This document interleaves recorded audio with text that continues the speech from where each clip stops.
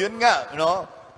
Akala ng mga alagad may multo at natakot sila. No? Ano kaya ibig sabihin nito sa buhay natin? Di ba minsan nababanggit natin na yung mga problema natin sa buhay, yung mga hinaharap natin sa buhay, ay parang multo. Parang multo na kinatatakutan natin. Pero madalas, yung multo na yan na kinatatakutan mo, ang may likha rin ay ikaw. Dahil sa ginawa mong pagdidesisyon sa buhay mo.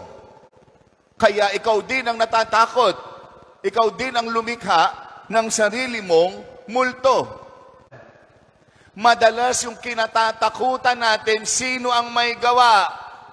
Tayo rin. Dahil sa mga mali nating pinaggagawa at maling desisyon sa buhay.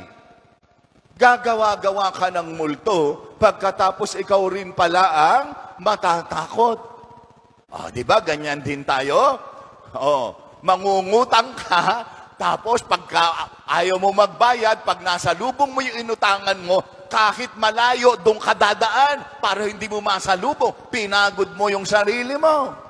Bakit? Dahil sa multong lilikha mo.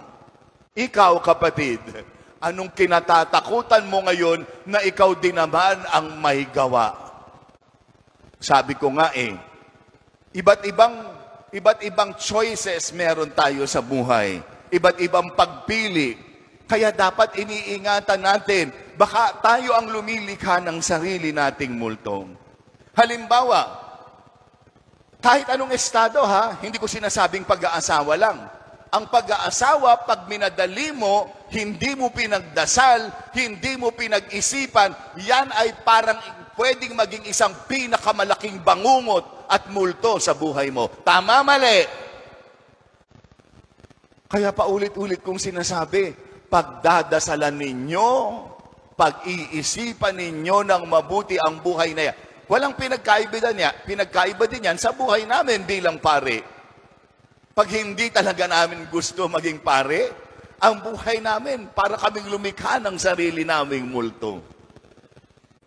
Yun yung sinasabi ko sa sermon ko na 3-second gap. Di ba? Dati daw yung telepono, pag sinend mo, meron ka pang 3 seconds para bawiin. You should learn the 3-second gap. Yung gap na yon, importante yon. Na mag-isip ka muna, magdasal ka muna, dahil baka yung desisyon na gagawin mo, maging multo ng buhay mo, panghabang buhay. Nung minsan sabi ni Jesus sa kanya, pumunta ka doon sa dagat, sumakay ka ng bangka, antayin mo ko doon, pupuntahan kita. So pumunta siya. Pagdating doon sa gitna, wala pa si Jesus, biglang parang naging itim yung dagat. Tapos parang lulubog na siya, lalamunin na siya, takot na takot ngayon siya. Sabi niya kay Jesus, nung nakita niya si Jesus, lumalapit, naglalakad din sa tubig. Sabi niya, bakit mo ko ginaganito? Sabi niya kay Jesus. Sabi ni Jesus sa kanya, hindi akong gumagawa niyan sa'yo. Ang iyong sarili ang gumagawa niyan sa'yo. Sabi niya, yan ang nangyayari sa kalooban mo.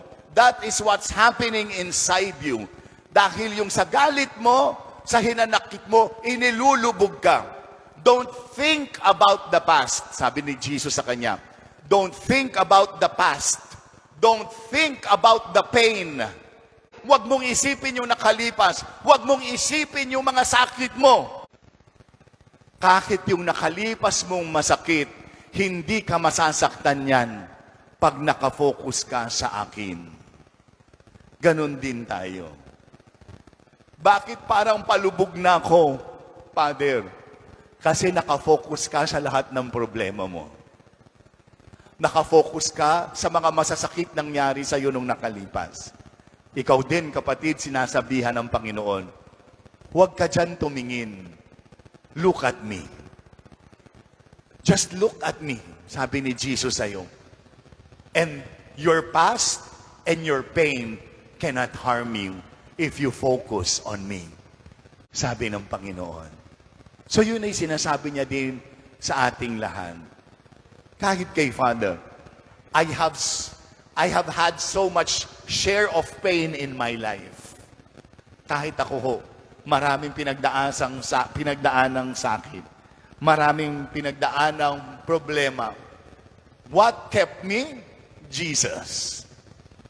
Just focus on Him. At you can walk on water if you are with Jesus. Ganon din tayo sa buhay natin.